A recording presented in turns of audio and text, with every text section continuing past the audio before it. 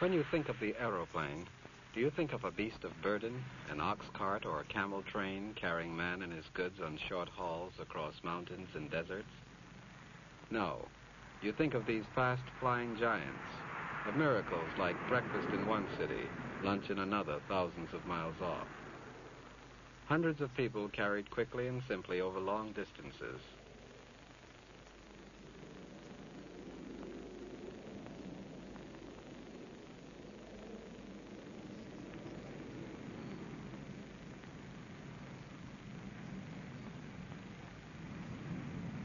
Perhaps carrying tourists from the cold north to the warm south.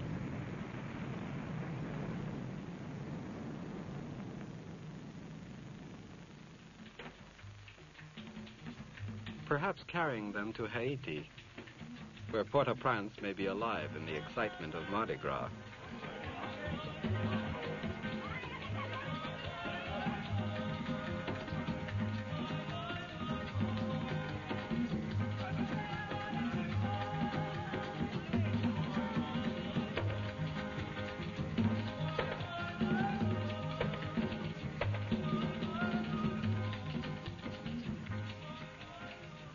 During Carnival, Port-au-Prince glitters. But beyond the Haiti of the tourist, beyond the capital city, are mountains like these, ranging up to nearly 10,000 feet in height, covering 4/5 of the country. Roads are few, hard and costly to build. The transport of people and goods is difficult, producing much economic hardship.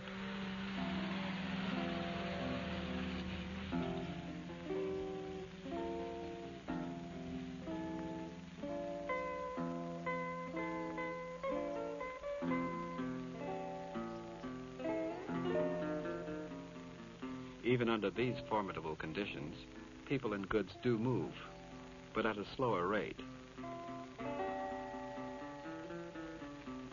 Some of the old-fashioned means of transportation remain, and some new ones have been added, such as this bus loading for a trip from Port-au-Prince to Jacmel.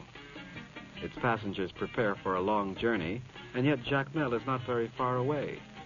As the crow flies, the distance is only 40 kilometers. But this bus doesn't have wings. Its path is a tortuous one, over poor roads, along dry riverbeds through the mountains. 90 kilometers to go and a whole day to get there. But there is an easier way to go from Port-au-Prince to Jacmel. An ox cart isn't luxurious, a mule isn't fast, nor does an aeroplane need to be when it serves as a beast of burden. All it has to have is the ability to leap over the hurdles of hostile terrain, bypassing the poor roads on the ground, making use of the roads in the sky.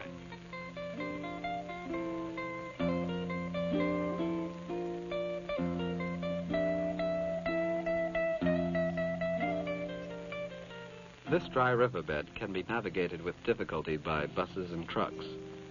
When the river fills, all ground traffic between Port-au-Prince and Jacmel must come to a halt, and the economy of the country suffers. So that a nation's economy may come to depend on its fleets of winged ox carts and winged mules.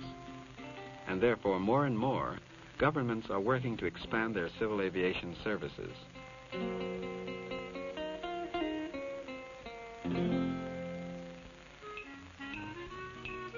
Jacmel, a whole day's trip cut to 15 minutes.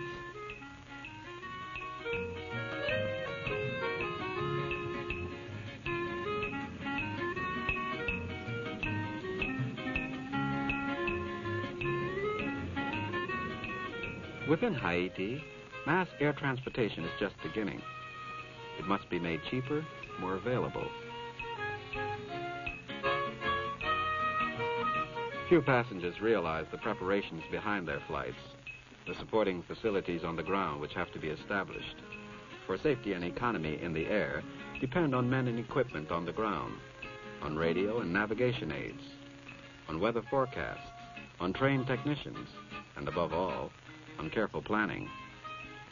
To develop this necessary ground structure, Haiti receives technical aid from the International Civil Aviation Organization as part of the Technical Assistance Program of the United Nations and the specialized agencies. Here in Jacmel, the Haitian Chief of Aviation Services confers with an ICAO technical assistance expert. In its role as advisor, ICAO uses the accumulated knowledge of 100 member nations. Nations like Brazil, a great subcontinent that has learned to use the aeroplane to carry man and his goods over its immense distances.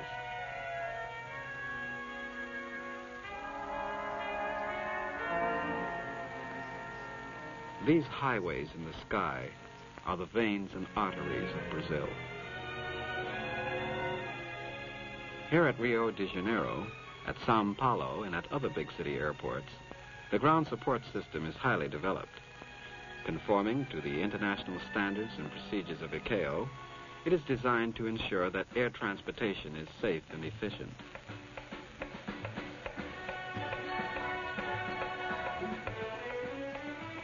In the ground support system, many different disciplines are brought together. Communications networks, weather forecasting, and traffic control all contribute to keep aircraft moving surely and economically.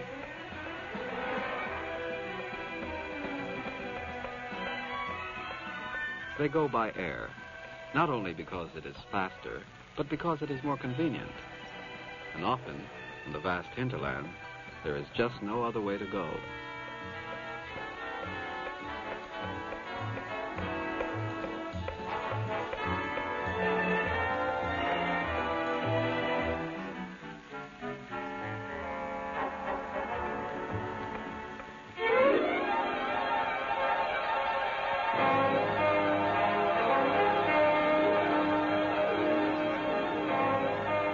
Off they go, across the savannah and the jungle, off to large cities and small villages, off from Rio to São Paulo 30 times a day.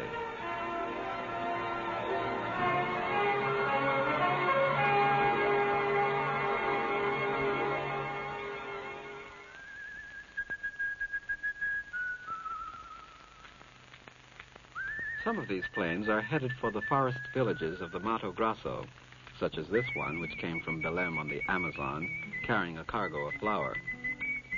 No roads lead here to this rich cattle ranching country. No roads to carry freight, except the roads in the sky. After the cargo is unloaded, the aircraft is made ready for its next assignment, a cargo of meat from the cattle ranches, to be flown back to Belém and the cities.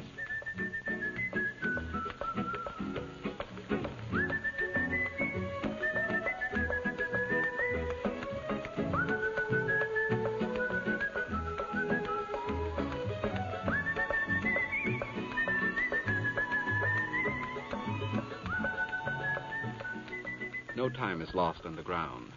The plane climbs into the air again, headed back for Belém as it soars high over the Amazon.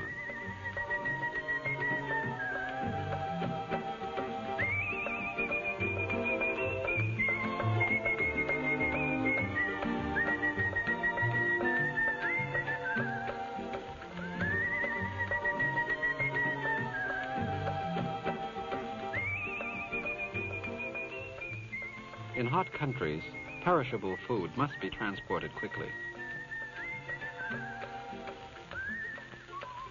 In Belém, the meat has arrived safely.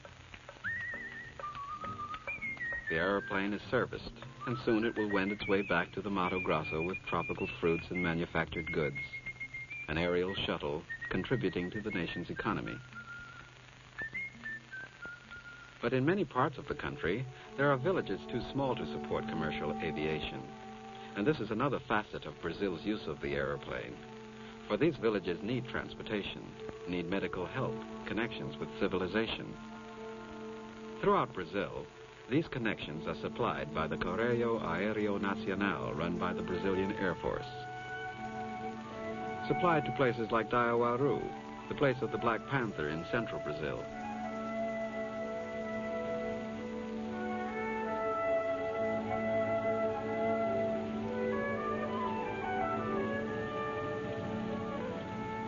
Few places in the world are more isolated, few people more primitive than these Indians.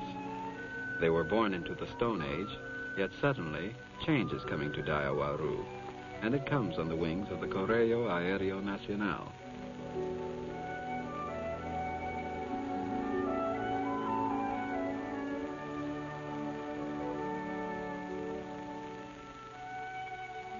Now medical help is available when necessary. The plagues which beset the Indians can be stopped. Now teachers can come.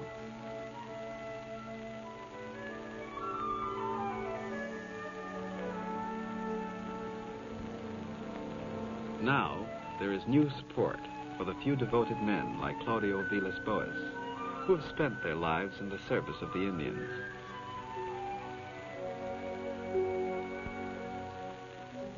Thus, slowly, the 20th century comes to Daiawaru. And yet, not too far away, it comes not slowly, but with a great leap to central Brazil. Or perhaps it is the 21st century that comes.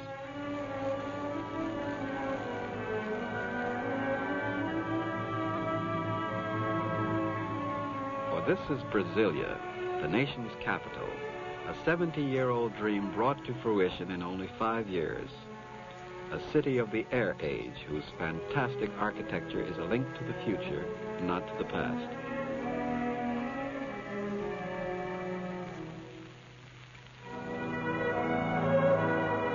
When construction began on this empty plateau deep in the interior, there were no roads reaching in. Everything had to come by air. City planners and architects, contractors and workmen, machinery and materials.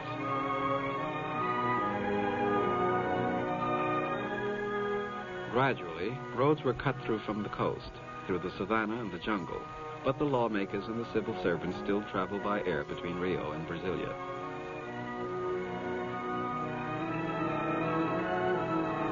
This is Brazil's hope for the future. By locating its spectacular capital here, it hopes to turn attention from the thickly populated coastal cities to the vast interior, teeming with potential resources and wealth, lacking only the population necessary to make the hope come true.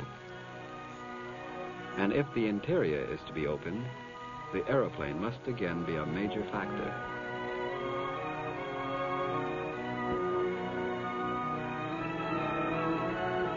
And so, the city of Brasilia, born from the air, symbolizes the value of the aeroplane in conquering barriers of terrain and of distance.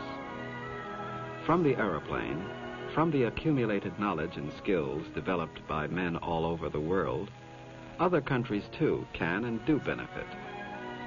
This accumulated knowledge, now freely available through the International Civil Aviation Organization, is helping man achieve greater freedom in his movements around the Earth.